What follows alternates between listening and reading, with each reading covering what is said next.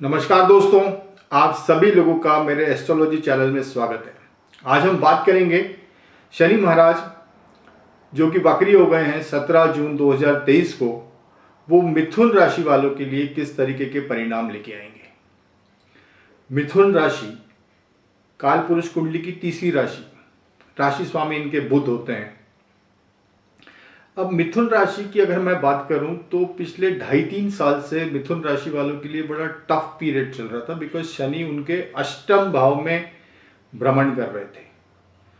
तो बहुत तरीके की प्रॉब्लम्स थी, हर क्षेत्र में रादर प्रॉब्लम्स थी। और 17 जनवरी 2023 को शनि महाराज उनके अष्टम भाव को छोड़ के उनके नवम भाव में आए हैं, जो कि उनके भाग्य का भाव है, जो कि उनके धर्म का भाव है। अब मिथुन राशि वालों के लिए ये चेंज बहुत ही प्लीजेंट चेंज हुआ है, जो कि 17 जनवरी 2023 को हुआ है। अब शनि महाराज अभी मिथुन राशि के लिए उनके नवम भाव में गोचर कर रहे हैं, जो कि उनके भाग्य उदय का भाव है, तो शनि महाराज यहाँ पे उनके लिए बहुत ही अच्छे रिजल्ट्स देंगे। पहली चीज़ तो उनके लिए खुशखबरी ये है कि अष्टम भाव का जो पीरियड था वो खत्म हो गया है और वो नवम भाव में, और वो भी भाग्य भाव में। और शनि महाराज जैसे ग्रह अगर भाग्य भाव में हो तो वो भाग्य उदय करते हैं। और उदय करने के साथ इंपॉर्टेंट चीज़ क्या है, 9th हाउस में जब शनि महाराज होते हैं कि जो भी भाग्य उदय होता है उसमें एक स्टेबिलिटी रहती है, उसमें एक स्थिरता रहती है, एक दूरगामी परिणाम देते हैं। जो भी फल देते हैं उसका जो इफेक्ट होता है वो लॉन्ग लास्टिंग होता है, थोड़े समय के लिए नहीं रहता है। जो गेन्स होते हैं वो सब्सटैंशियल गेन्स देते हैं और स्टेबल गेन रहते हैं, बिकॉज शनि महाराज है वो, शनि महाराज की खुद के ट्रेट्स है, शनि महाराज की खुद की कैरेक्टरिस्टिक्स है। तो पहली चीज़ तो मिथुन राशि वालों के लिए जब शनि महाराज यहाँ गोचर कर रहे हैं और वहाँ पे जब वो वक्री होंगे तो, और शनि महाराज कुंभ राशि में, मूल त्रिकोण राशि में गोचर कर रहे हैं, जहाँ की वो अपनी खुद की राशि है, खुश है, तो आप क्या भाग्य उदय में 4 चांद लग जाएंगे। आपका भाग्य उदय होना इस पीरियड में निश्चित है। तो पहली तो खुशखबरी आपके लिए ये है कि आपका भाग्य आपका साथ देगा। दूसरी चीज़ है कि शनि महाराज तीसरी दृष्टि से अगर हम मिथुन राशि की बात करें तो 11th हाउस को देख रहे हैं। अब 11th हाउस में आपका अगर कोई प्रमोशन पेंडिंग है वो हो सकता है, इंक्रीमेंट पेंडिंग है वो हो सकता है, कोई बिजनेस डील पेंडिंग है वो हो सकती है, किसी बड़े कॉरपोरेट से कोई ऑर्डर पेंडिंग है वो आपको मिल सकता है। सो नेट इस पीरियड में आपको जो गेन्स पेंडिंग है, जो आपके विश फुलफिलमेंट पेंडिंग्स हैं, डिजायर्स पेंडिंग है, वो इस काल में 140 दिन के पीरियड में वो बिल्कुल हो सकती है। सो गेन्स को लेके मिथुन राशि वालों के लिए ये पीरियड बहुत ही अच्छा है। अब इनकी जो 7वीं दृष्टि पड़ रही है इनके अपने 3rd हाउस में। सो इस टाइम पे जब शनि महाराज जैसे ग्रह की दृष्टि अगर 3rd हाउस में पड़े तो आपका जो एफर्ट्स लेवल होता है वो ये इंक्रीज कर देते हैं शनि महाराज।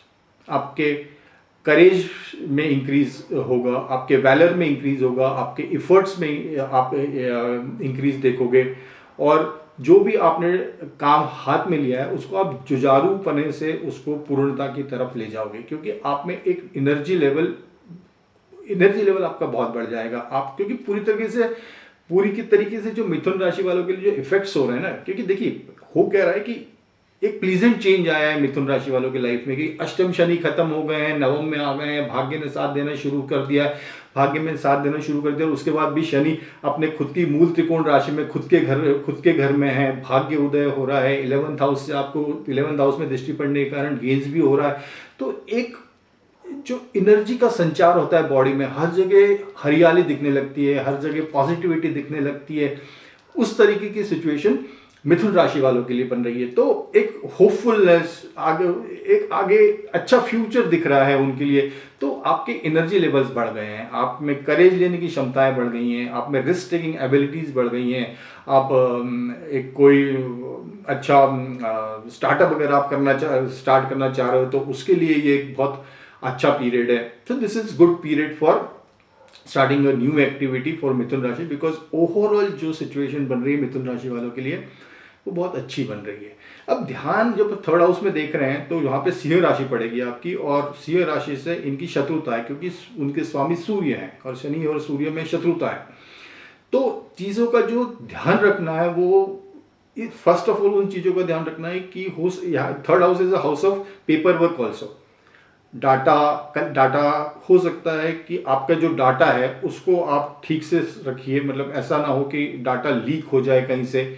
That is also strong possibility because it is a house of data collection also, data analysis also, data evaluation also, और this is house of organising paper work also.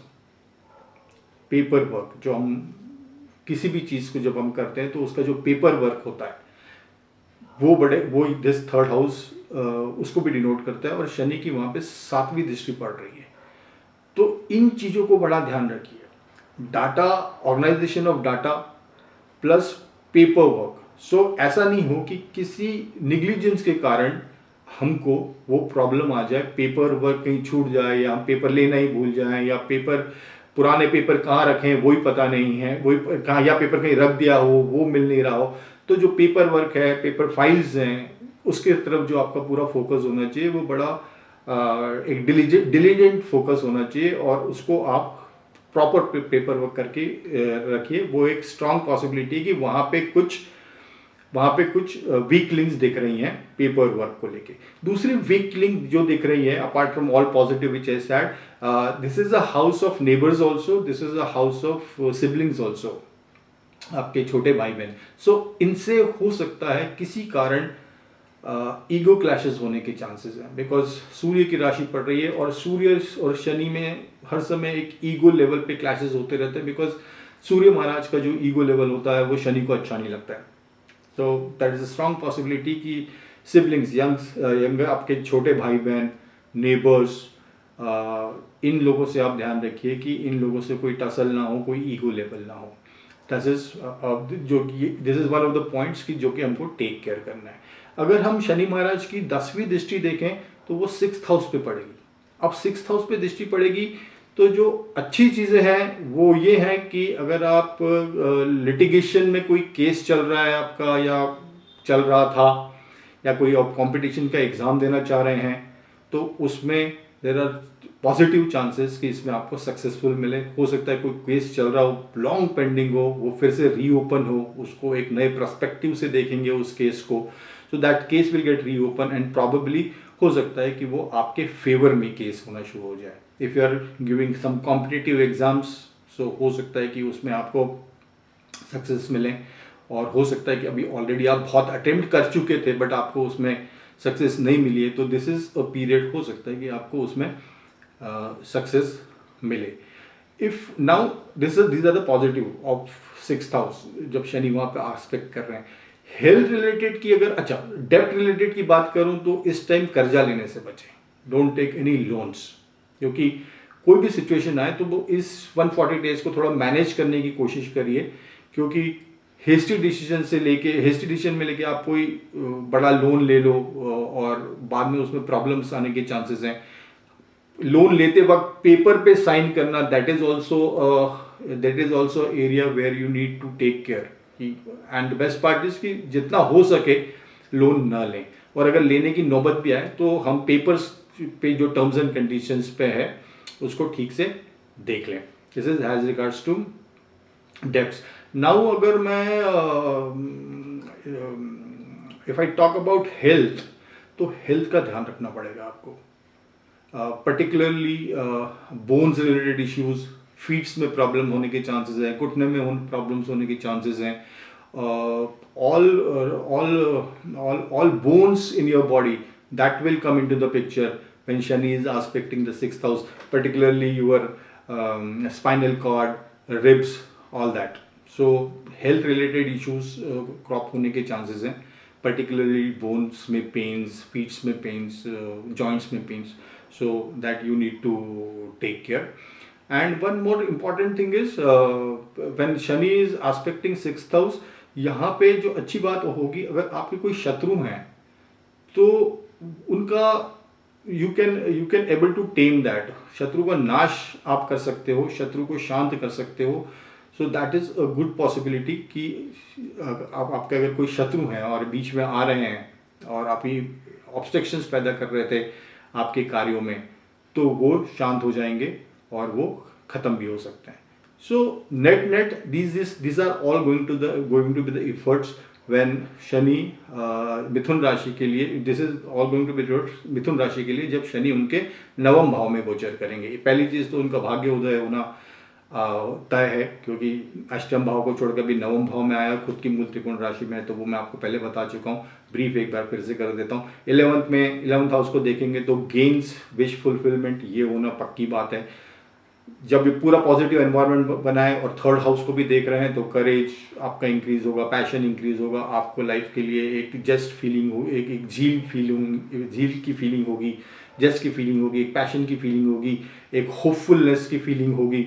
तो that will all happen. Only thing is you need to take care कि neighbours से या आपके भाई बहनों से ego clashes ना हो। और वो जब 6th हाउस को देखेंगे तो आपके जो लिटिगेशन के केसेस हैं वो हो सकता है फिर से स्टार्ट हो, वो आपके फेवर्स में हो, कॉम्पिटिशन्स में आपको गेन्स हो, आपके जो एनिमीज हो उनका नाश हो। Only thing is you need to take care of your health, particularly bone related जो डिसीजेज होती हैं, बोन रिलेटेड जो पेन्स होते हैं, that will come into the picture. Debts, कर्जा मत लीजिए इस दौरान, जितना हो सकता है अवॉइड करिए। So this is all about in short note about Mithun rashi. So overall this is going to be a good period for Mithun rashi, because it is going to be a pleasant change. भाग्य उदय हो रहा है, गेन्स हो रहे हैं, कुछ चीज़ों का ध्यान रखना है, हेल्थ रिलेटेड इश्यूज का। सो उतना आप जरूर ध्यान रखिए, otherwise this 140 days is going to be a blessing for you. This is my prediction for Mithun Rashi. All the best. Thank you. Take care.